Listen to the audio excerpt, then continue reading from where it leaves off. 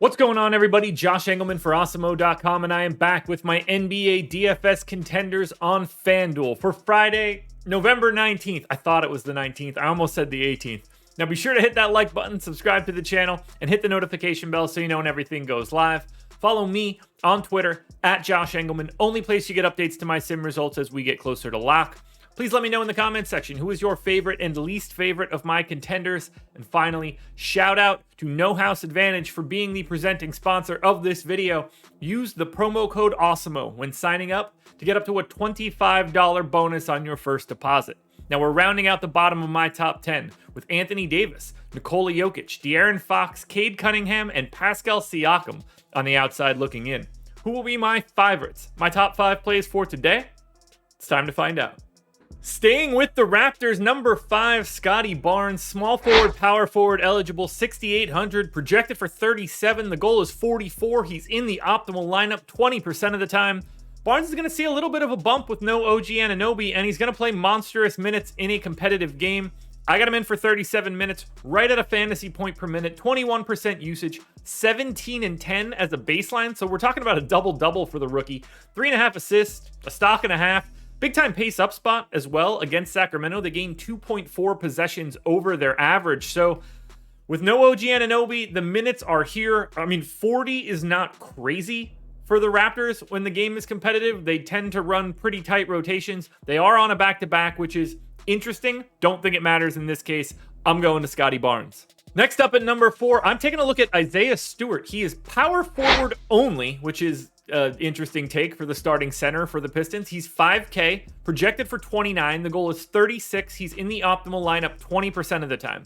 I gave him 28 minutes. He could see 29, 30 in a competitive game so long as he stays out of foul trouble. This isn't a usage spot, but he is a fantasy point per minute guy. 9.9 points, 9.7 rebounds. So let's round it up. 10 and 10. Double-double out of the gate. An assist, 2.5 stocks. And again, a pace-up spot against Golden State. They gained 2 possessions over their average. We saw Ed Davis dominate the boards against Golden State yesterday. There's no real reason that Isaiah Stewart can't do the same thing. Worked out well yesterday, doing it again today. Number 3, Fred VanVleet, point guard eligible, 8,400, projected for 44. The goal is 51. He's in the optimal lineup 21% of the time. Sees a big usage bump with no OG Anunoby on the floor, at least for this season, but sees it just in general. I got him at 24% usage. You can see it even slightly higher. 39 minutes. I mean, we're talking about a guy that in competitive games is generally speaking good for 38 to 40. I feel comfortable at 39. 20.5 points, 7 assists, 6.5 boards, 2.5 stocks. Same matchup as Scotty Barnes and Pascal Siakam. That's why you see these guys in the top 10. You're not worried about Sacramento defensively, and you're happy to get the extra possessions, 2.5 in fact. So we're talking about an extra, I don't know, 1.5 somewhere in that neighborhood for Fred VanVleet. That looks pretty good to me. Shooting guard, small forward eligible Josh Hart is in at number 2. 5,200, projected for 30. The goal is 37. He's in the optimal lineup 24% of the time. This is the guy that's playing monstrous minutes. I got him in for 34. If I was going to go any direction, 35 or 36 would be the more likely scenario. 0.87 fantasy points per minute. He's doing a little bit of everything. 12 points, 8.5 boards, 3 assists, a steal. Pace up spot for the Pelicans against the Clippers. They gain 1.8 possessions. Clippers are walking wounded as well. So it's a pretty good spot, honestly, for the New Orleans Pelicans. Plus, you have the ability to roster hard at shooting guard and small forward. The gap there, like being able to cross over into guard and forward spots, it's not as important as it is on DraftKings where you get the extra guard and forward spots. But it's still incredibly important to have 2 different places that you can be rostered, and that's what's pushing Josh Hart up here. He looks great. Given his minutes, he looks great at 5,200. Now, before we get to that number 1 contender, one last reminder, please hit that like button, subscribe to the channel, hit the notification bell so you know when everything goes live. Follow me on Twitter, at Josh Engleman, only place you get updates to my sim results as we get closer to lock. And we're knocking on the door of 20,000 followers, which is pretty exciting. Comment section, I want to know who you're looking at today. Favorites, least favorites, what am I missing for today?